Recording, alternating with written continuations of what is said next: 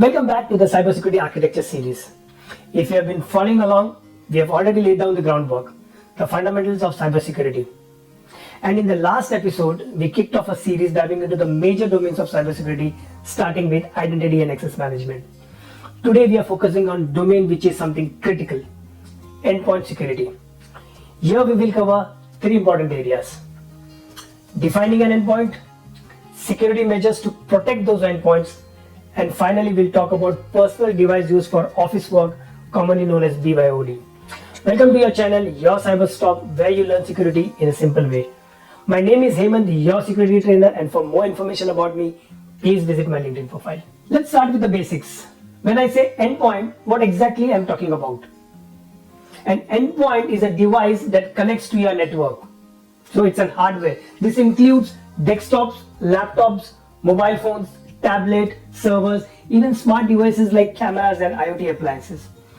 Basically, anything that computes and connects to network qualifies to be an endpoint. Now here's why this matters. All the cool things we do in identity and access management like multi-factor authentication, they are only effective if the device being used is secure and trustworthy. If someone is using a rooted or a jailbroken device, it really doesn't matter how strong your password or biometric is.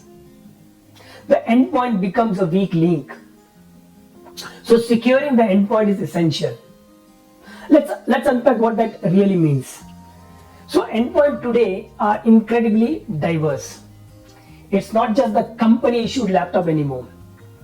You've got users bringing their own phones, tablets, and sometimes even using their smart home devices that indirectly touch the corporate network.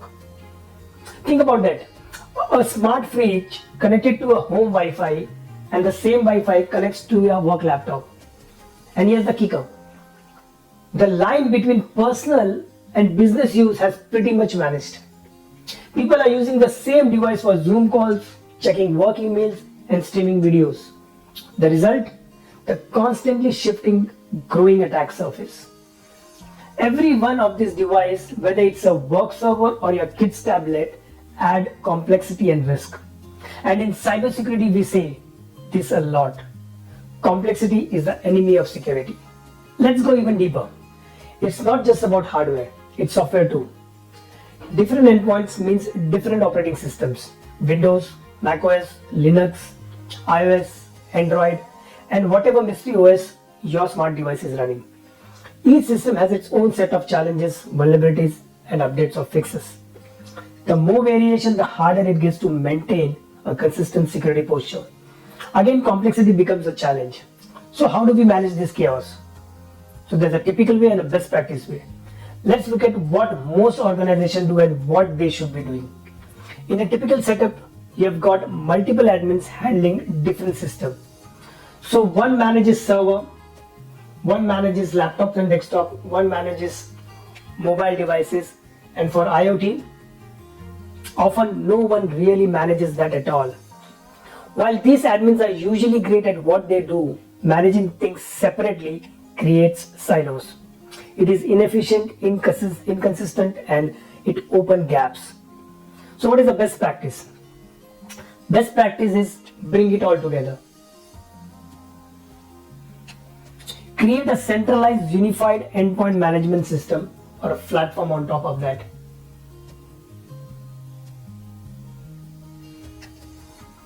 One dashboard, one policy engine, one place to push patches, enforce policies, and pull logs. This gives you visibility and control, the two pillars of strong security. When you can see what's going on and can act quickly, you are in much better position to defend your network. Let's zoom in onto the policies that matters, because this is where the theory turns into action. When we talk about securing endpoint, it's not enough to have good intentions. You need a structured set of control policies that are consistently applied across every device, regardless of whether it's a laptop in the office or a tablet used from home. Let's break down some of the key policies and why they're essential, starting with device discovery. You can't protect what you can't see. A lot of companies are flying blind. They assume they know what devices are on their network, but the reality is quite different. Device discovery tools automatically detect all systems connected to the environment, including rogue or unauthorized devices. You'll be surprised how often something like a rogue Wi-Fi access point or a test laptop gets overlooked. The second is hardware and software inventory. It's not just about finding the device, it's about knowing what's on them.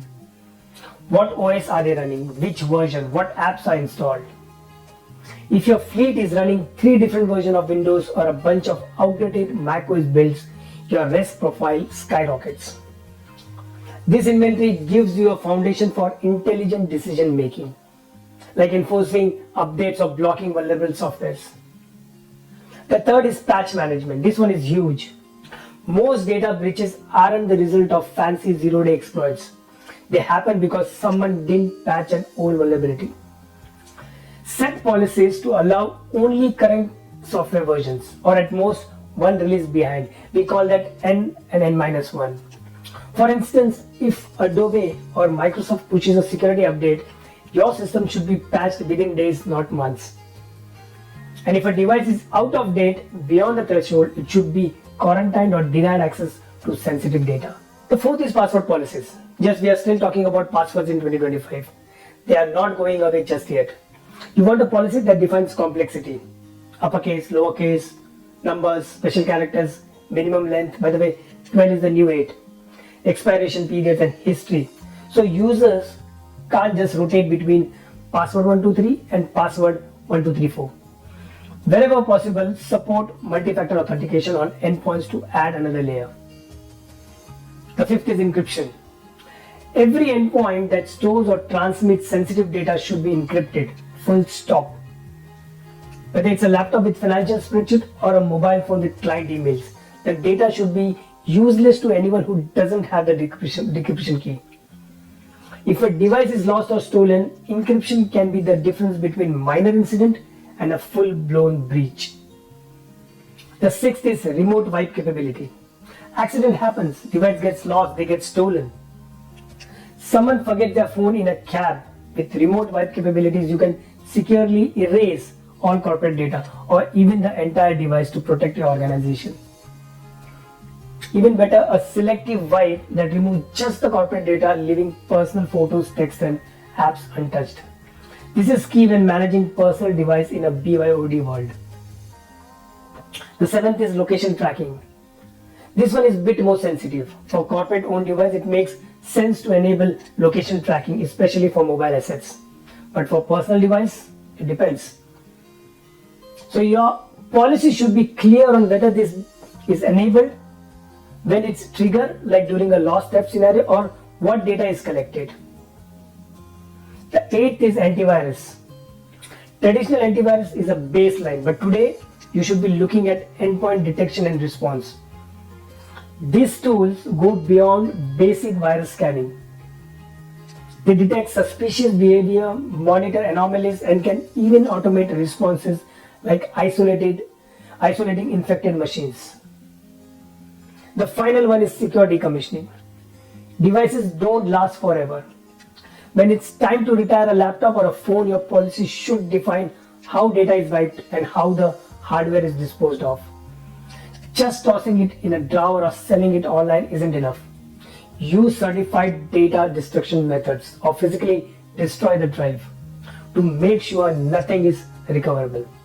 Now let's dig deeper into BYOD, one of the trickiest part of endpoint security.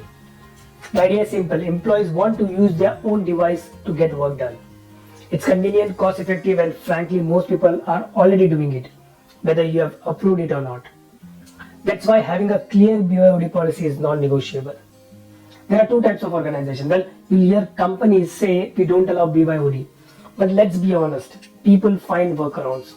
So in practice, there are really just two types of organizations. First, those with well-defined BYOD program, and the second, those with an undefined or ignored one, which is much riskier. Don't live in denial. If your employees are accessing emails on their phones or downloading docs on their personal laptops, you are already a BYOD shop. So now what are the elements which make a good BYOD policy for implementation? So there are 5. The first is user consent and transparency. When someone brings in their own device, they need to know the rules. Your policy must outline what kind of data will be accessed, what security software will be installed, will the company monitor usage, what happens if the device is lost or stolen, and here's a big one, remote wipe. Employee must be aware that if a device is compromised, corporate data will be removed, ideally through a selective wipe that leaves personal files untouched. The second, what are the approved software and applications? Just like corporate device, BYOD systems should adhere to app policies. You may require certain tools like a secure email client or VPN, while blocking high-risk apps like personal cloud storage or file sharing apps. Example, if an employee installs a sketchy file sharing tool, your endpoint system should detect it and either remove company data or alert the admin. The third is device and OS compatibility. You can't support every phone or tablet on the planet. Define what's supported. Maybe it's an iPhone newer than version X or Android phones running version 5 and above. For laptops, maybe it's device with encrypted SSDs or a certain processor generation. This protects both you and the employee. They know what works and you avoid supporting out of date or insecure tech. The fourth is data segmentation. If you're serious about BYOD, look into containerization, separating corporate and personal data on the device. This makes it easy to manage access, wipe only the business data and leave the rest unlocked. The fifth and the final one is cloud services control. A BYOD policy should also cover cloud access. You might say, if you're using your own device, you must use our approved cloud file sharing services. Example, OneDrive, Google Workspace, etc. Block or monitor any unsanctioned services. Here's the big takeaway from this video. Endpoint security isn't about locking things down. It's about managing risk smartly. By putting the right tools and policies in place, you gain visibility into what's happening. You maintain control without being over-restrictive. You enable secure productivity, which is exactly what a modern cybersecurity program should do. What's next? In the next episode, we'll dive into network security, how we protect traffic, secure communications, and build resilient infrastructure. If you missed any part of this series, go check it out. And don't forget to subscribe and hit that notification bell so you won't miss what's coming next. Thanks for watching, stay secure, and I'll see you in the next one.